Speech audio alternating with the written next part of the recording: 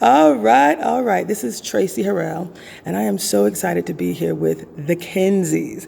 We are at the Kinsey Collection at the Tacoma Art Museum. And let me just have these beautiful people introduce themselves, starting with the senior in the family. Can you introduce yourself and your family? And just tell us real quick, why is this so important, not just to your family, but to all of our families? Well, Bernard Kinsey, what people in Tacoma, Seattle, Portland, and surrounding areas will see objects, books, documents, manuscripts, 2 and 3 dimensional art that they won't probably see anyplace else in America, save the Smithsonian. And we believe it is the historical record of America starting in 1595. We are terribly proud of the partnership that we have with the Tacoma Art Museum, and just want to wish everybody the opportunity to come and bring your kid, because it's a learning experience. It is a learning experience. And this is your handsome son and your beautiful wife. Would you both introduce yourselves as well and tell us what this means to you? Sure. My name is Kinsey. This is our life's work. This is our small contribution to the movement for Black Lives and moving this country hopefully forward, and getting past these issues around race and differences. As my father would say, this predicament in America. We've got this knot that we just can't seem to untangle, and we think that the exhibition and the collection and us sharing it is one small way to help elevate the conversation and understanding around the contributions, the multifaceted contributions, and the full citizenship, humanity, and participation of a people. I'm, of course, the younger, but I'm the curator for the exhibitions. But this is truly a family endeavor. We do this every day. It's what wakes us up in the morning and helps us sleep at night. Nice. And my mother and father here have been so purposeful and responsible with their thinking and their decision making when it came to what they were preserving, protecting, and now sharing. And it's just our honor to be here at Tacoma Art Museum, and our honor to share this story with all who come through the doors, because it's a story of all of us. It's a story of our connection, our community, of our hearts, souls, minds, and spirits. And most importantly, it's a celebration of our true brilliance and strength. I can't stop smiling. Mom, I see you're smiling. You're so proud. Tell us a little bit, why are you so proud of what you're doing here, and your son, how he's now curating and leading this process? First of all, I'm Shirley Kinsey, and my son Will. I have enjoyed it. It's the best thing we've ever done together, and it just does my heart good to know that he's going to carry this forward. When I started collecting, we had no idea we would become what we are now as collectors. We see ourselves more as, even though we acquired all these items, we see ourselves as stewards of this, and wanting to share it with the world, because it's not just Black history, it's American history. And there's so many untold stories of accomplishment and achievements found within this collection that I think when a visitor sees it, they come away with a lot of aha moments, a lot of I didn't know that, and they hopefully question themselves as to why they didn't know that, because it's not in history books. It needs to be, of course, but it's not. We have a book, as a matter of fact, and we keep saying it. My husband, Bernard, keeps saying that it's the only history book you need, because it's the only one that's got Black folks in it. And, On every page. On every page. And the stories they tell, that each page will tell you, is something that you can go deeper and dive deeper and find out more about. Hopefully you'll be inspired, motivated, and educated once you go through this collection. Educated about what you didn't know, motivated to want to know more, and inspired to go out and find out a little bit more. To be your own relatives, your own ancestors, your own Yes. elders in your family. Yes. I love it. And just learn about who you are and whose you are. I love it. All together, I think it's going to be a wonderful world. I love it. Inspired, motivated, and educated. AKA Inspirate. I love it. Listen, that's a new. We going with that one. We go with that one. That is the one. We go inspirate up in here. Thank you. I love it.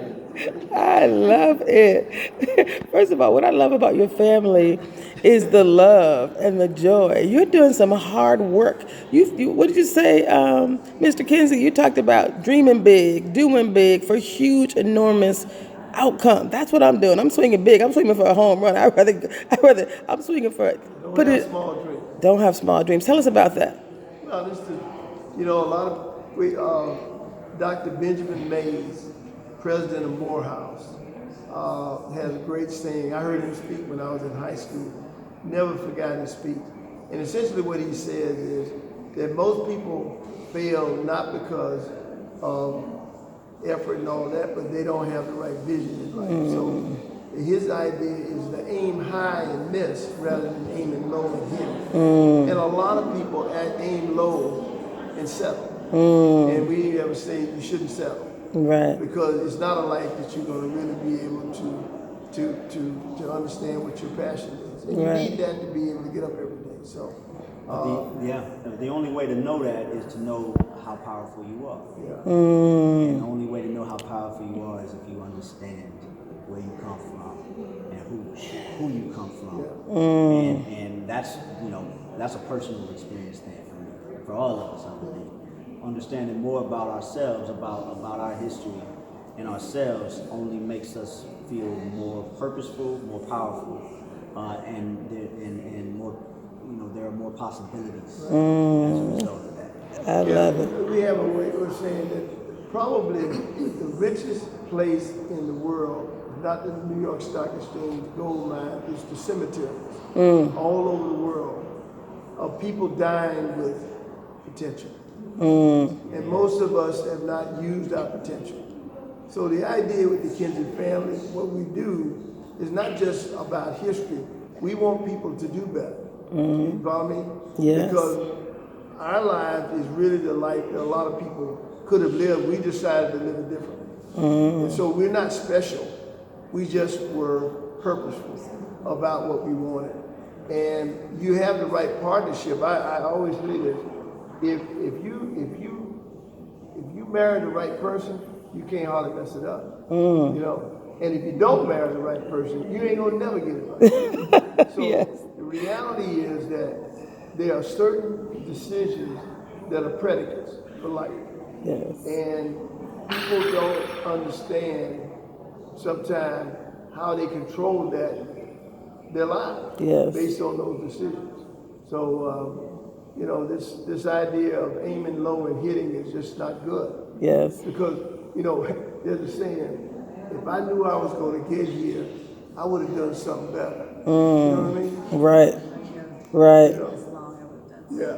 I love it. I love that so much. If you had a room full of 5,000 young black children right here before you, or if they were watching you on this video deciding why is it important that we learn our history, all they see is what's around them, what would you say? How would you get them to really explore, go deeper, decide that I want to learn more and do more?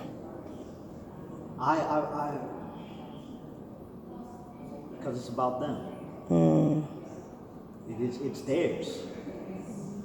It's about it's about them. It puts us in the story. It makes us visible. It honors our ancestors, and we honor ourselves in the process. And you will be better because of it. And it's not, and you ain't gonna get it nowhere else. Not saying the Kinsey Collection is the only place you can get it, but you're not gonna get it. That's cool. In most places. Right. I would say the Bridgewood Khalil. Until someone reaches their consciousness, they're not going to change. So it's very clear about this. So I don't care what you tell people to do until they make a connection with that.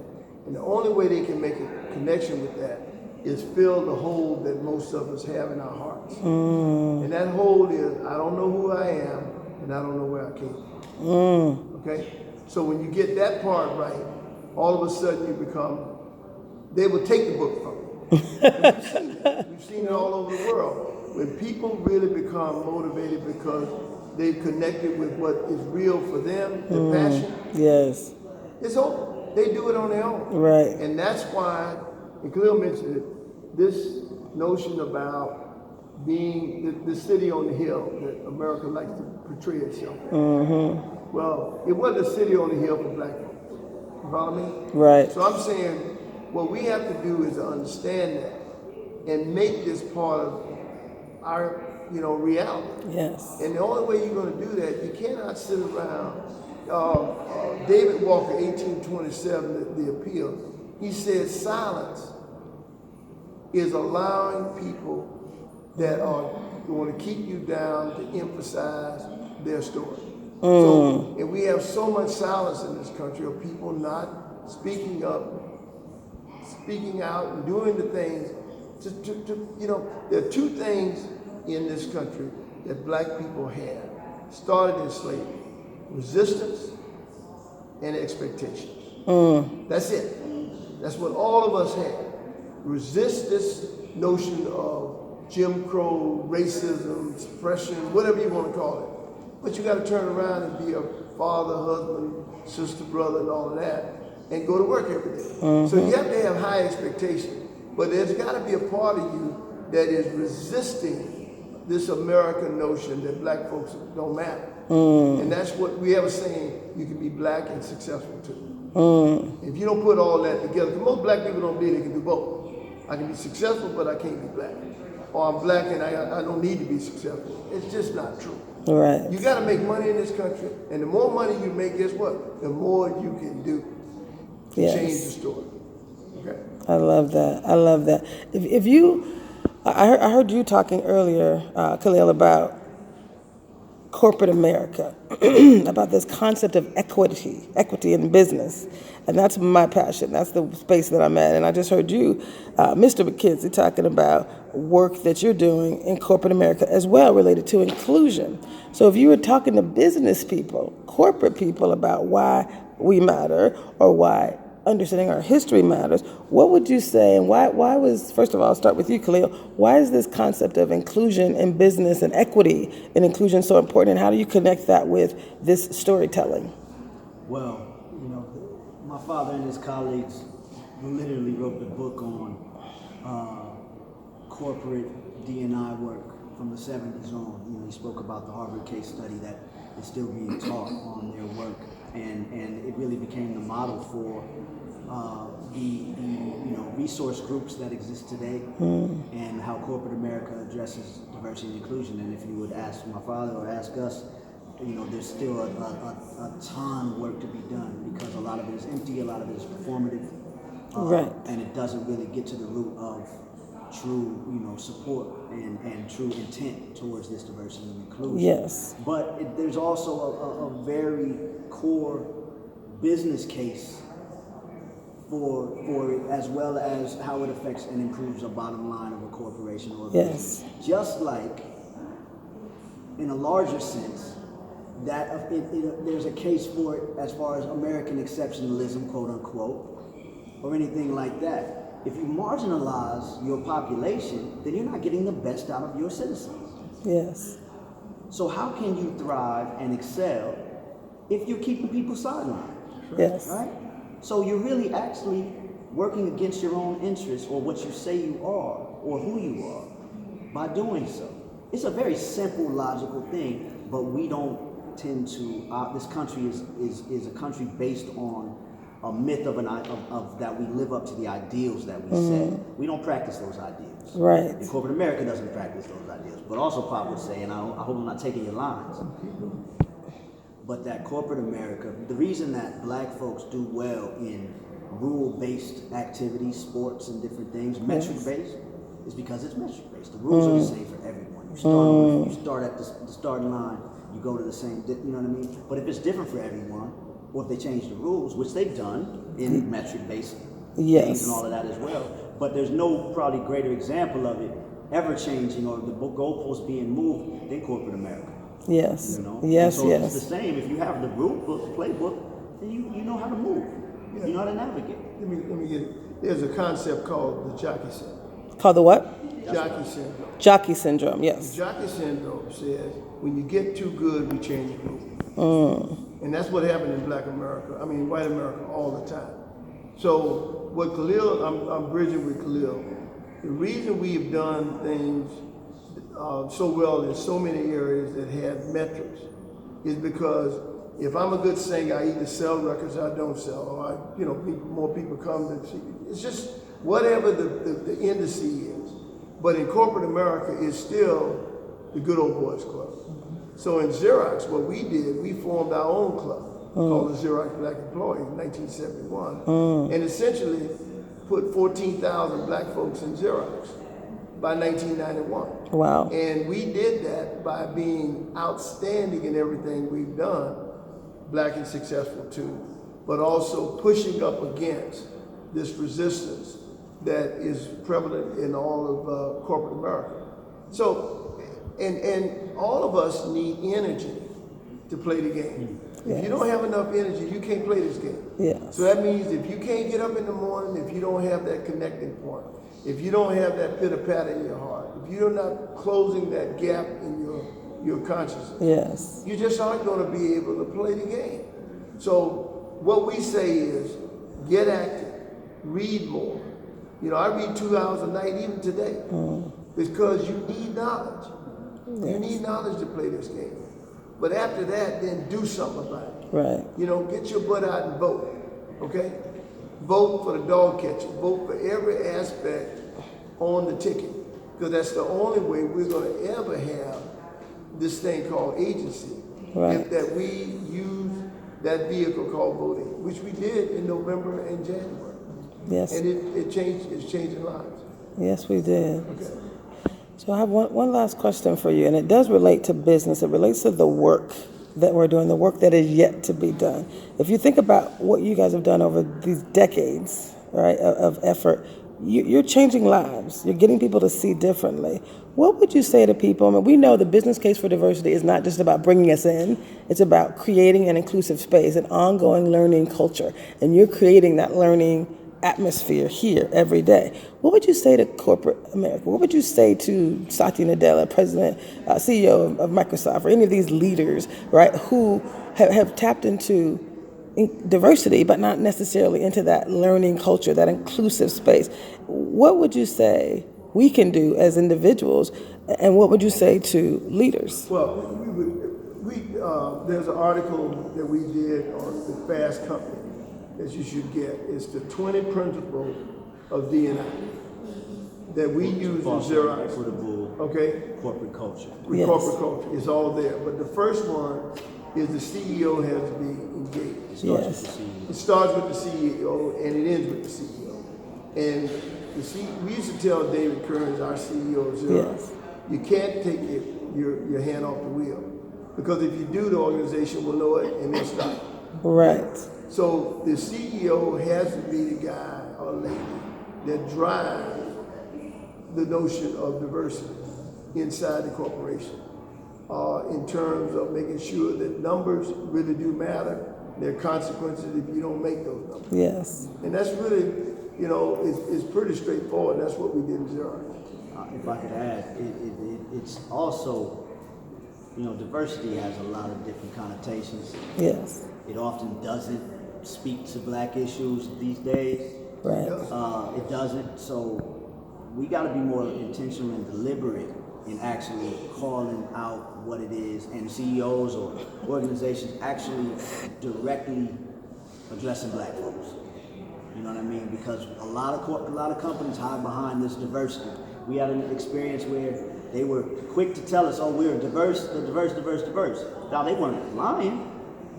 Just diversity didn't mean black folks. So when you ask them, so when Pops, goes second level on them and asks them direct questions about the numbers, they say, "Well, let us get back to it."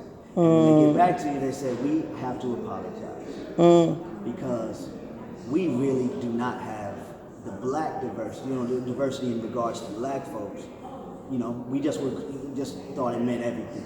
And so there has to be a deliberate approach, because no matter what, you can only serve. We're only as good as the the lowest of us. Right. You know? And it's always a race to the top. It's a race to get away from blackness. Because to address blackness means you're addressing the core of the problem. And this is not anti-white. It's not anti-white. Yeah, I mean, this thing, the reason I can talk so freely, you know, people come up to me, particularly we were in Alabama or Mississippi, they said, I can't believe you talk to white people like that. I ain't talking to white people, I'm telling you what I think. I mean, we were in Tulsa, last month. You know, I had a brother come up and say, man, I said, this is 2021, come on. Yes. What the hell am I supposed to do, get on my knees or something?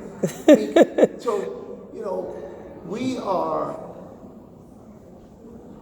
have a long ways to go for this notion of the city on the hill. Right. These ideas.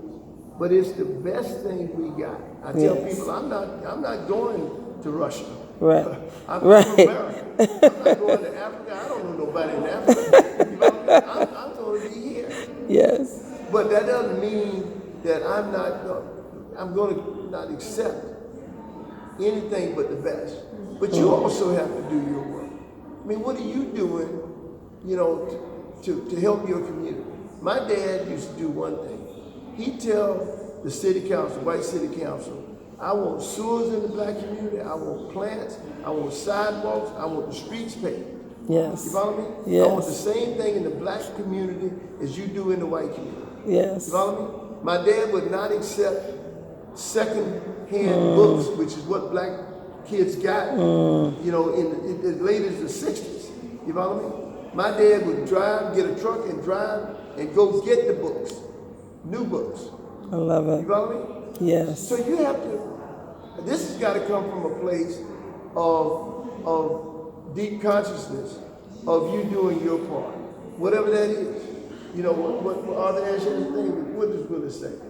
You know, do what you can from where you are. Yes. What you have from Where you are. That's a good close. That's James it. Baldwin also has a saying, I'm paraphrasing, but he says, I love my country more than anywhere in the world. And it's because I love my country that I deserve the right to criticize. That's right. Yes. That's good. That's right. Good. Yes. Being black in America is like having 2 full-time jobs. Yes. Yes. You got work to do. Yes. In our collection, I like to say that while we may not know all, we would like to know about our personal ancestry, we collect our collective ancestry. I think as we look at the stories found within our collective ancestry, we see the power that comes out. You know that power is inside you. Yes. Inside you. And as Bernard just said, it's what are you doing about doing this? I grew up with my grandmother, and I think about what she must have gone through. Her parents, her grandparents were Born 1887. I marvel at her. You know, she was I always say I came from a single parent household because she was the only mama and the only Right. parent I had at the time. And I just know the little she had, I know the power that was with her and her to get things done. I know that power is in me.